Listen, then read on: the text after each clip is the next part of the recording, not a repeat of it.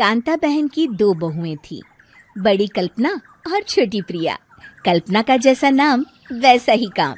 सारा दिन कल्पनाओं में रहती, ना कोई काम करती ना कोई धाम।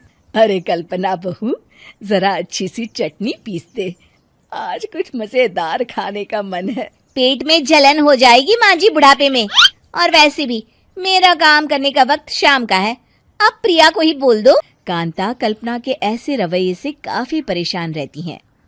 मैं बना देती हूँ माँ चटनी। प्रिया माँ को चटनी बनाकर प्लेट में खाने को देती है कि तभी वहाँ कल्पना आ जाती है। अरे वाह चटनी, जरा चख कर तो देखूं, बड़े दिन हो गए। अरे नहीं बहू, तू तो रहने ही दे चटनी खाना, पेट में जलन हो जाएगी। कल्पना सारा दिन या तो मोबाइल में यूट्यूब देखती या फिर सोती रहती।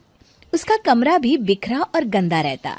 एक दिन कल्पना का पति अशोक उससे कहता है, अरे कल्पना, जानवर भी उस जगह को साफ कर लेता है जहाँ वो बैठता है, तुम तो इंसान हो, कैसे इतने गंदे कमरे में रह लेती हो? देखो सारा सामान यहाँ वहाँ बिखरा पड़ा है।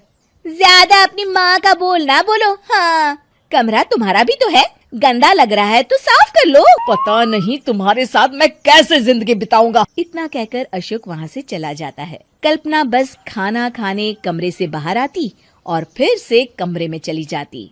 एक दिन प्रिया कांता से कहती है, माँ मैं सारा दिन काम करके थक जाती हूँ, आप कल्पना दीदी से कहिए ना कि सुबह और शाम का काम बांट ले, मैं तो अब सिर्फ एक वक्त का ही काम करूँगी। हाँ। अरे तू वो भी ना करना, एक बहू तो कामचोर थी ही, दूसरी भी आ गई काम ना करने के बहाने लेकर। तभी वहाँ प्रिया का पति रमेश आ जाता है। माँ मैं देख रहा हूँ भाभी कोई काम नहीं करती, प्रिया सारा दिन घर और रसोई का काम करती है, अब कुछ करो ना माँ। कांता मन में कुछ सोचती है और कल्पना के पास जाती है। कल्पना, तुम सारा दिन बस मोबाइल देखती हो, घर का कोई काम भी कर लिया करो। प्रिया सारा दिन काम करके थक जाती है, आज से मैंने फैसला किया है, एक वक्त का काम तुम करोगी, सुबह का खाना तुम बनाओगी और रात का प्रिया। आप लोगों ने काम को हव्वा बना रखा है। अरे पता नहीं थोड़ा सा ज्यादा काम करने में आप लोग घबरा क्यों जाते हैं। और हाँ, बहुत ज्यादा प्रिया की तारीफ मत करिए मेरे सामने, बड़ी बहू तो मैं ही रहूंगी। मैं कुछ नहीं जानती, कल सुबह मुझे वक्त से खाना चाहिए, रसोई में आ जाना, वरना कल से तुझे खाना नहीं मिलेगा। अगली सुबह कल्पना रसोई में नहीं आती है। वो देर से सोकर उठती है और बाहर आकर कहती है, अरे भूख लगी है, आज खाने में क्या है? इतनी देर हो गई, आज किसी ने मुझे उठाया भी नहीं, पता नहीं कहाँ है सब। वो रसोई की तरफ जाती है जहाँ बड़ा सा ताला लगा होता है। अरे रसोई में ताला? ओ मैं तो भूल ही गई थी, माँ ने आज से सुबह का खाना मुझे बनाने को कहा था। हे भगवान, इतने लोगों का खाना बनाना क्या आसान है? तभी घर के सारे सदस्य बाहर से वापस आते हैं। वाह माँ जी, मजा आ गया छोले भटूरे खाकर। मेरे मुंह में तो अभी भी स्वाद आ रहा है। अरे कल्पना, तेरे भरोसे रहते तो हम तो भूखे ही रह जाते। कल्पना को बहुत गुस्सा आ जाता है। अब बहुत हो गया, आज से मैं अपनी रसोई अलग कर रही हूँ, मैं अपना खाना खुद बना लिया करूँगी।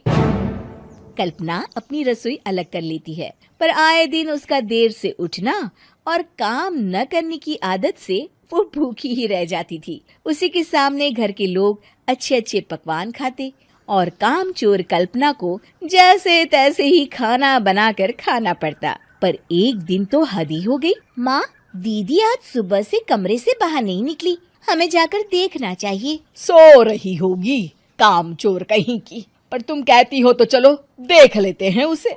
हाय मेरा दर्द, पेट दर्द के मारे मर रही हूँ मैं।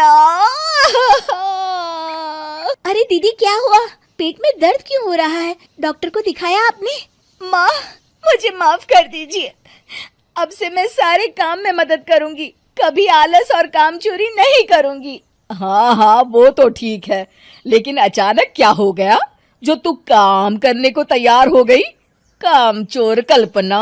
माँ, लगातार बासी और उल्टा पुल्टा खाना खाने के कारण मेरे पेट में इन्फेक्शन हो गया है, काम न करना पड़े इसलिए मैं 2 दिन का खाना एक दिन ही बना लेती थी, बासी और खराब खाना खाने के कारण लेने के देने पड़ गए। चलो अच्छा हुआ, देर आए दुरुस्त आए।